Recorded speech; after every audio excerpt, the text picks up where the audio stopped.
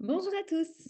Aujourd'hui, j'ai envie de vous parler des barrages qui empêchent l'écoute de l'intuition, les barrages à l'intuition.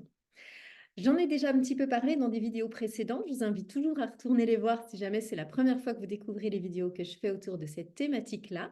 Comment on appelle ça, un- une catégorie, je vais y arriver sur YouTube, une catégorie sur YouTube, une playlist, voilà, que j'ai renommée qui s'appelle l'intuition. Donc, n'hésitez pas à aller voir toutes les vidéos qui tournent autour de ce sujet.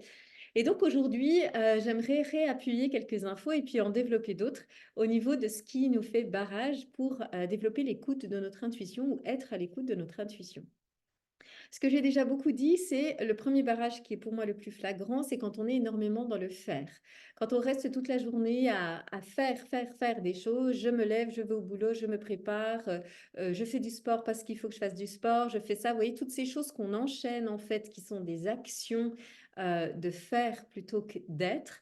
Clairement, ça fait barrage à l'intuition. Si c'est chinois ce que je vous dis et que vous ne voyez pas trop ce que je vous dis, allez voir les vidéos précédentes. J'ai déjà pas mal développé ce point, alors je ne reviens pas là-dessus dans cette vidéo-là.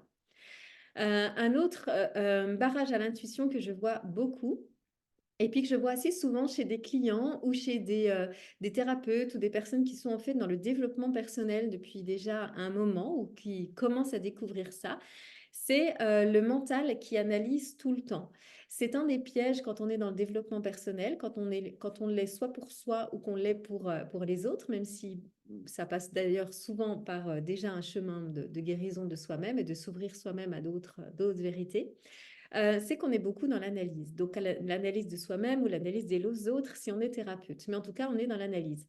Et de ce que je vois, c'est que les personnes qui sont beaucoup dans l'analyse, ben, en fait, l'analyse, c'est le mental. C'est le mental qui réfléchit, qui essaie d'avoir des prises de conscience, qui essaie de comprendre, qui essaie de chercher l'origine d'où ça vient, etc., etc.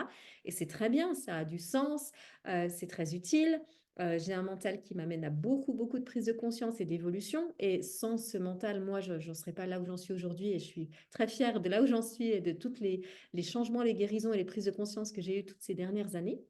Mais du coup, il y a ce problème quand on est beaucoup là-dedans. Eh bien, le premier réflexe quand on se trouve face à une situation où on aimerait une solution, on aimerait comprendre, on aimerait savoir quelle piste choisir, eh bien, c'est que le mental va avoir cette habitude, ce réflexe de beaucoup travailler. Et une fois de plus, revenir à l'écoute de l'intuition, c'est justement entrer dans les espaces de vide. Et pour ça, je vous conseille une fois de plus de faire par exemple des méditations de silence ou des méditations peut-être déjà guidées dans un premier temps, mais ou des méditations silencieuses. Ou des méditations de pleine conscience, enfin toutes sortes de méditations, en tout cas ces activités qui vous amènent à justement lâcher l'analyse du mental et puis juste à laisser venir ce qui vient. Il m'est arrivé il m'arrive encore régulièrement quand j'ai une problématique, quelque chose pour lequel j'aimerais de l'aide, de mon intuition ou voilà, une solution, de simplement envoyer l'information dans l'univers ou voilà, à qui capte autour de moi, on va dire ça comme ça, et puis juste de me poser dans le silence. Pas me poser dans le silence dans le but d'avoir une réponse, mais juste de dire j'envoie la réponse j'envoie la question dans l'univers, j'envoie la question à mes guides, à mes anges, à mes esprits alliés, à qui vous voulez, à mon moi supérieur, bref. Et de faire une méditation silencieuse ensuite, dans le but de redescendre, de lâcher l'analyse, de lâcher les pensées. Et bien des fois, c'est au moment de la méditation silencieuse ou après la méditation silencieuse que tout d'un coup, il y a un eureka, il y a l'info, il y a de l'aide qui vient. C'est important quand je dis de ne pas forcément dire je fais une méditation pour, parce que du coup c'est encore une manière manipulatrice, si je peux mettre des gros guillemets là-dessus, mais quand même, de se dire tiens, je vais faire en sorte que mon intuition me parle.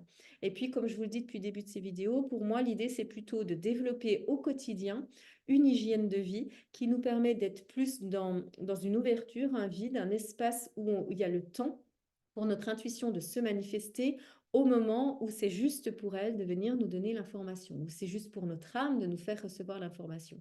Donc, je ne fais pas une méditation silencieuse dans le but d'avoir une info. Je fais une méditation silencieuse parce que ça me fait du bien, parce que j'en ai besoin, ça fait partie de mon hygiène de vie. Et bah, si j'ai l'info pendant, après la méditation silencieuse, très bien. Si je ne l'ai pas, je me dis pas, ah bah super, je viens de perdre 10 minutes. Je me dis juste, je me suis fait du bien, l'information viendra plus tard parce que j'ai envoyé l'info dans l'univers. C'est comme j'ai envoyé un courrier, une demande d'aide ou je ne sais quoi. Et bien du coup, je sais que la réponse arrivera en temps et en heure, d'une manière efficace, flagrante ou d'une manière cachée, je ne sais pas, mais en tout cas, elle viendra. Et puis, la dernière chose que j'aimerais aussi vous partager pour les barrages à l'intuition, non pas qu'il n'y en ait pas d'autres, je vous inviterai du coup à me partager aussi en commentaire tous les barrages que vous voyez qui peuvent faire face à votre intuition. Et puis, je vous en partagerai d'autres dans d'autres vidéos parce qu'il y aura forcément d'autres choses qui me reviendront. Mais là, spontanément, c'était les trois choses que je voulais vous partager. Donc, la troisième, c'est les pensées parasites, les pensées négatives. Je vois beaucoup ça en stage, malheureusement, des personnes avec qui on fait des exercices puis qui se disent ah, mais de toute façon, moi, j'y arrive pas. Les autres, ils y arrivent. Regarde, l'autre, elle a eu des images, c'était spectaculaire. L'autre, elle a entendu des voix. L'autre, elle a eu des infos, c'est limpide. Et puis moi, laisse tomber, je naviguais en eau trouble. J'ai vu un nuage blanc passer, c'est n'importe quoi. J'ai vu un être se pointer, il m'a rien dit. Pour penser parasite, en fait, chacun a son canal intuitif et il n'y en a pas un qui est mieux que les autres. Et d'ailleurs, je vous en reparlerai des canaux intuitifs ou des canaux intuitifs, je ne sais pas comment on dit, mais en tout cas, des notions de clairvoyance, clairsentence, tout ça, on en reparlera dans une autre vidéo. Mais en tout cas, chacun a son canal intuitif, il n'y en a pas un mieux que les autres. Et puis, il n'y a pas forcément, il y a forcément des personnes plus intuitives peut-être que vous, mais il y en a aussi des moins bien que vous. Et puis, si vous, vous êtes en chemin, vraiment lâchez toutes ces pensées parasites de les autres n'y arrivent pas, moi, je suis nulle, de toute façon, j'y arriverai jamais. Ou des pensées, par exemple, de toute façon, depuis la mort de mon père, j'ai tout fermé, ou depuis cet épisode-là, j'ai tout fermé. Je ne nie pas que ça puisse être vrai. Par contre, si on se répète toujours l'histoire, du coup, on se raccroche presque à cette fermeture. Alors, il y a un moment, il faut juste se dire, bon, ça c'était avant, maintenant je pose l'intention de réouvrir mon intuition. Donc, je sais que j'ai fermé quand mon père, ma mère est mort, ou mon chien est mort, ou je ne sais qui. Aujourd'hui, je choisis d'être une autre personne et je rouvre. Et je m'accueille pas après pas dans de nouveau cette écoute de tout ce monde invisible et notamment de mon intuition. Et donc, je lâche les pensées parasites qui sont une fois de plus du mental qui juge et qui nous rabaisse vers le bas. Voilà ce que je voulais vous partager aujourd'hui. Je vous embrasse bien fort, je vous souhaite une très belle journée et la suite dans quelques jours.